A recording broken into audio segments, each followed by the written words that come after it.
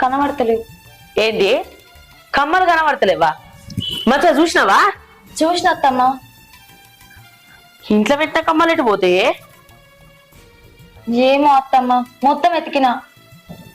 ఆహా, ఇంట్లో పెట్టిన వస్తువులు ఏడిపోతాయో ఇప్పుడు నాకు అర్థమైంది.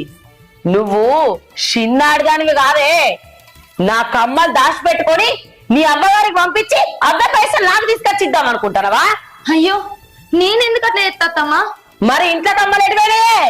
నాకేం తెలుసు? నీకేం తెలుసు? ఇంట్లో వస్తువులు ఏరుండే నీకు తెలియదా? మీరు నాకు చెప్పి పెట్టలేదు కదా అత్తమ్మ. అంటే ఏ పనైనా ఏ వస్తువైనా ఏదైనా నీకు చెప్పియానే. ఇట్లా ఎన్ని జారగొడతావు నీ అమ్మగారింటికి? అత్తమ్మ, నేను లేని ఇంట్లోకి వెళ్ళి వచ్చినా వచ్చు కానీ నా బుద్ధి లేక బుద్ధి కాదత్తమ్మ.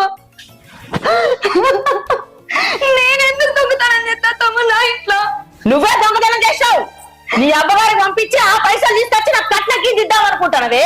నా సొమ్మే నువ్వు దొంగతనం చేసినావు. లేదత్తమ్మ, నేను ఒక్క రూపాయి కూడా ముట్టలే ఇంట్లోకి వెళ్ళి. మాట్లాడుతున్నావేంటే? దొంగ మొకందానా?